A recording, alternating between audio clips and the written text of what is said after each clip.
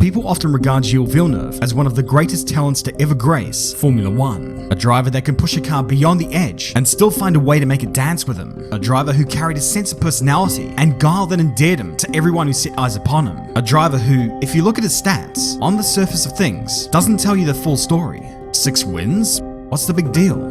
Well, watch him drive, and you'll see what the big deal was. Listen to those who raced with him, and they'll tell you there was no equal. When Gilles was killed whilst qualifying for the 1982 Belgian Grand Prix, it shocked the motor racing world, and for a lot of people, the best talent in their world of motor racing had been taken away from them. He remains one of Canada's most beloved heroes, and served as an inspiration for many a driver in that nation. 3 years after his passing, a young man from Maple Ridge was about to begin his journey in go-karts, signing up at the Westwood Karting Club as the 99th member, and being bestowed with the number 99, which would become synonymous with his name in the years to come. His name was Greg Moore. He was a slightly goofy looking kid, but he had a natural ability for sports, specifically hockey and racing. He was given his first go-kart at the age of 6, running around in his father's car dealership, whilst also playing as a goalie in hockey. He eventually moved up to proper competition karts at the age of 10, but by the time he turned 14, he was given a choice: continue playing hockey or drive expensive cars in circles for 2 hours. The second option sounded more exciting and thus opted for that. Truthfully, Greg could have made something of himself playing hockey. He won the Maple Ridge Athlete of the Year twice, and also won the British Columbia Hockey Provincial Championship. But at that stage, he'd grown tired of dealing with hockey pucks and the relentless training schedule that came with it. Ultimately, racing was where his heart lay. In hockey, the game can be won or lost outside of your control, whereas in racing, you are in control. Most of the time, and he had a real knack for car control, a trait learned when his father pulled the old trick of sending him out on a wet track with dry weather tires, which FYI is not very fun. He was relentless on him. One time Greg forgot his neck brace for racing. They packed up and went home without ever turning a lap in practice. If Greg tried showboating in a corner, his father would say, "Do that again and we're leaving." Seemed a little rancid, but his father was a race driver himself. He knew that the best way to make a racing driver swim is to drown him first, and ultimately, this tough love approach worked to his benefit. Coupled with his sixth sense and innate driving ability, he was racking up wins all the time. In the 1989 North American Enduro Kart Racing Championship of the longest freaking name ever, he spun off in the rain and fell half a lap behind the leaders. He came back to win the race, and it was there where they knew that he had a future in the sport. He continued to win in karts before being enrolled in a racing school in Shannonville, Ontario. Everyone there was deeply impressed with his skill levels, despite being way younger than his competitors, and ended up beating hundreds of other drivers to win the Top Gun series. This cinched it. They had to get Greg into a racing car. So, they bought a Formula Ford from the UK, and so Greg would make his car racing debut in the Canadian Formula Ford Championship. Immediately, he was on the pace, getting second in his first ever car race before winning the next one. He was greener than goose and on a shoestring budget, but he was already scaring people around the paddock with his ability behind the wheel. These guys didn't even turn up with a proper trailer, never mind everything else a top team would have, and Greg was still showing them up. He finished 4th in the standings, dogged by some misfortune whilst running up front, but nonetheless got Rookie of the Year. He moved up to Formula Ford 2000 for the next year, where he was pretty quick at the start of the championship, but once they got to round 4 in Las Vegas, good bye. He was the champion that year, and the Rookie of the Year, obviously, and for the next season, he was going to need a new challenge. Back then, this would have been Formula Atlantic, but the series organizers looked at Greg and said, ain't no way we're letting a 3-year-old race in our series. So, the Moores called up the Indy Lights series, the step below IndyCar, and asked, "Can our son race in your series, please?" They'd never had a driver younger than 18 race in their series before, but obviously, they saw something beyond the scrawny little kid wearing rimless glasses. He might have looked like a math tutor, but what mattered was the bulging trophy cabinet that showed that this math tutor could really drive. They allowed him entry onto the grid. He was still developing his skills on road courses, but on the ovals, he was wicked fast. Almost too fast for the material that he had. The first season of Indy Lights in 1993 was definitely a learning year, but he learned plenty, and those who knew that he was quick. The next year in 1994, Greg started off by dominating the first round, and would win another 2 races that year, but the family-run team, which was already on a shoestring budget, was finally running out of money. Not even the prize money was making up for the shortcomings. The family home was mortgaged, and even after more help from family members, they barely finished the 94 season. If they wanted to continue, they needed more funding, and luckily, more attracted the attention of players. And that was kind kinda groundbreaking, because they were typically very pro-Quebec. If your name didn't sound insultingly French, and you weren't born within 10 square feet of the centre of Quebec, you were not going to be considered. They already had Claude Bourbonnais, they didn't really need anyone else. But Greg was Canadian, and he was extremely fast, so they decided to back the winning horse. Moore now had a full season of sponsorship, and was now running at Forsyth Racing, and in 1995, he absolutely destroyed everybody. In the 12 races that year, he won 10 of them, wrapping the championship up in fine style and being the talk of the town. And now, this left Greg with only one place to go. Nah, not Formula 1. I'm talking about real racing here. We are of course talking about IndyCar. More specifically, IndyCar, or kart, in the late 90s. Cars that were absolute monsters. Cars that would exceed 240 miles an hour. Once you were running at that speed, every single input had to be minute, because it was very easy to lose control. You were basically on a wire with those things, and my god, did they sound good. And this was where Greg was headed. The start of the 1996 season, Homestead, Miami. Moore qualified 6th on debut, which was very good, but then he was penalized for making an illegal overtake on Fangio, which was very ungood. He served his penalty and was bumped back a lap. Race pretty much over. Except no one told him that. He was dancing around everybody as he climbed up through the field. He passed leader Jimmy Vassar to get back on the lead lap and eventually came home to finish in 7th place. Sure, not exactly a win, but everyone watching knew that this kid was special. The Forsyth team he was driving for was running Mercedes-Benz engines, and the man who ran it, Norbert Haug, immediately took a liking to him. He knew just how special Greg was, and bear in mind, this was the same man who was providing engines to Mika freaking Hakkinen. For sure, it was a good comeback. It was a good drive, but was this just a one-off? The next race proved that no, it wasn't. For his second race, he qualified in 4th, and with a handful of laps to go, he was actually leading the race. He was looking set to take his first IndyCar win, and then his engine died. It was an absolute gut punch, and it kind of typified his season. Sure, there was the good result here and there, but amidst all of the heartbreak and near misses, everyone realized the potential of this kid. You didn't need to look at his results because what you saw on track said enough. He finished that year in 9th place, but obviously, they wanted to do better. 1997 had to be better. Despite having blistering speed and always looking worthy to win every race he was in, up until June 1997, he hadn't won one. The Milwaukee Mile changed that, thanks to cunning strategic calls and Greg's ability to somehow save fuel whilst also going through the corners faster than anyone else. He held off the rapid Michael Andretti, punched the air in celebration, and won.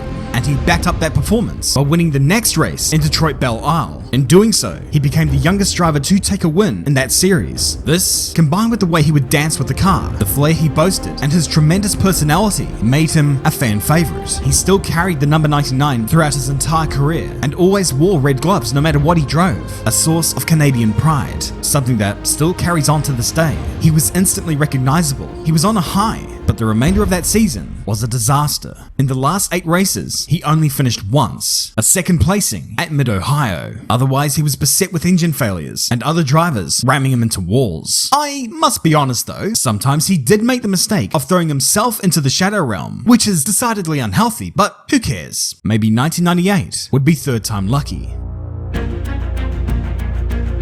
He started that year off with a bang. Pole position in the opening race. And although he didn't win that race, his results for the first half of the season were still strong, and they were consistent. And one of those good results came in Rio. With a handful of laps to go, he was chasing down Alex Zanardi, the reigning champion. He was looking everywhere to pull off a move. He was chasing, but when Zanardi was balked by Ard Meyer, Greg was right on him. He ducked to the outside, sent it deep, swept around, and took the lead. It was a stunning move, one still talked about today, and one that led to Sir Frank Williams to make a phone call to Moore's agent.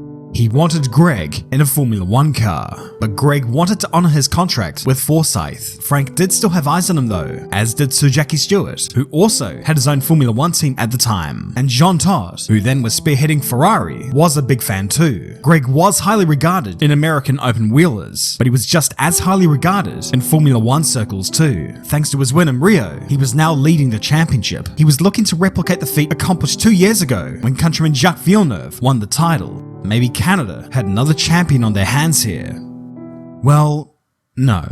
Mechanical failures destroyed his season, and for his teammate Patrick Carpentier, things weren't much better. But Greg overdriving to compensate for these bad results did not help matters either. He was growing frustrated. He knew he had it in him to be the champion, but the act of ending up in the barrier surrounded by bits of what used to be his race car is an unhealthy way of going about trying to win. That said, however frustrated he was still a character off the track, part of what made him a fan favorite. Together with Max Pappas, Dario Franchitti, and Tony Kanaan, they formed what will be known as the Brat Pack, a group characterized by racing their damn scooters in the paddock, and other stories that cannot be told. I like my videos to remain monetized, but for however mischievous and fun he was off the track, he remained serious whenever he was on it.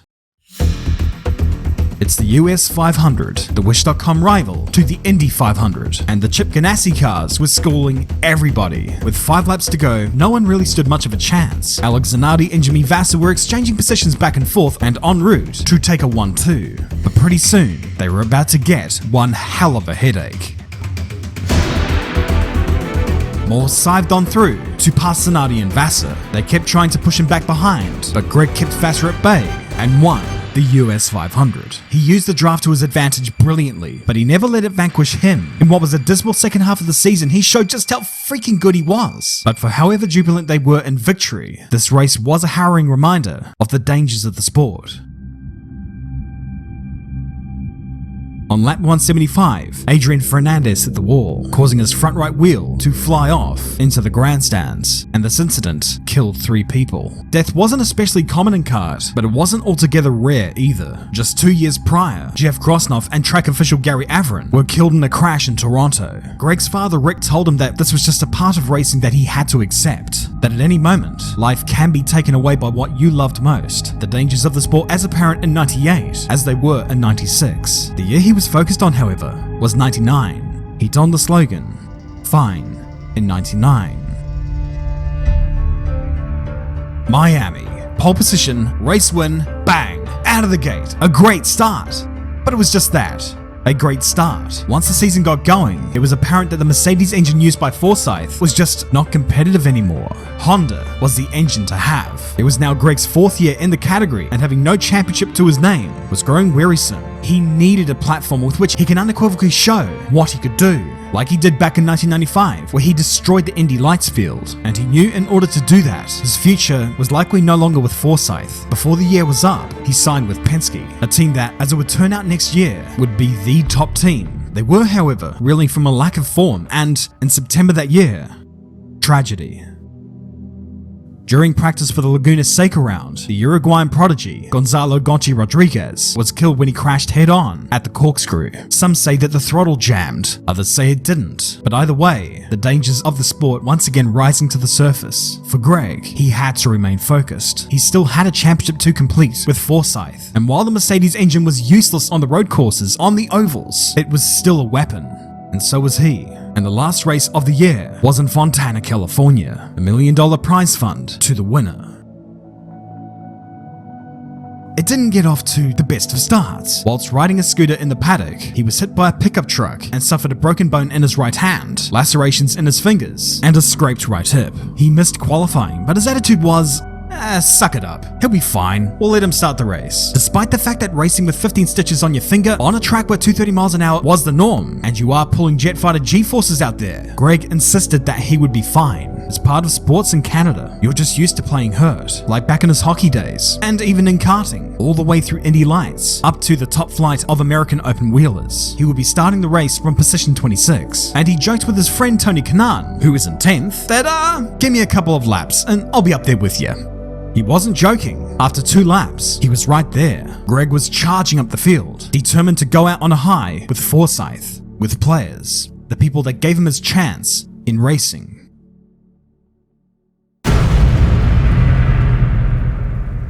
A couple of laps later, Richie Hearn spun off and slammed into the barrier on the back straight. He walked away fine, but if it were any faster, if he had hit that access road at a slightly different angle, it might have been different.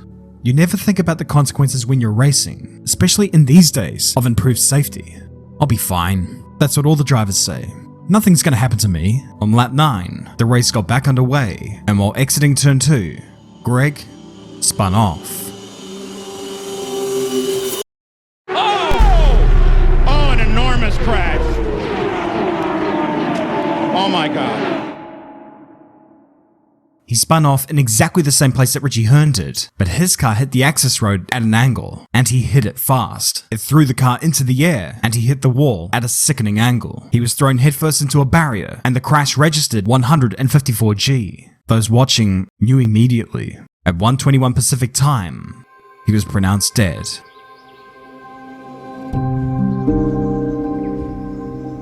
The scene at the speedway was one of profound mourning. The sport had just lost one of its favorite sons. It was the end of a championship and a new champion was crowned, but there was no celebration. The flags were flown at half-mast and many stayed behind in prayer. In the time following the crash, the number 99 was retired from kart, Indy Lights, and Formula Atlantic, and the infield at Fontana was paved so that an accident like Greg's could never happen again. He was posthumously inducted into the Canadian Motorsport Hall of Fame and BC Sports Hall of Fame in 2000. The Greg Moore Foundation was set up in his legacy, and the go-kart track where he honed his craft as a young kid was renamed in his honor. Tributes came in from all across the world. His loss was particularly present in his home nation of Canada, where he is still revered to this day. Drivers across the nation still donning the red gloves that he wore with pride. For a lot of people, his loss still hurts. It wasn't just that we lost a gifted racing driver, we lost a great human being, someone who the paddock adored, a crowd favorite, someone who valued family above everything else. A great character too, but a true freaking racer when he was on the track. Someone whose talents made world-class racing drivers around him proclaim, how the hell did he do that? He has been named amongst the greatest drivers never to have raced in Formula 1. None of this acclaim is sentimental either. Moore was held to this regard before his passing. Who knows how many championships he would have won? Would he have gone to Formula 1? Would he have gone to NASCAR? All these questions we ask of his potential, yet at the age of 24, he was gone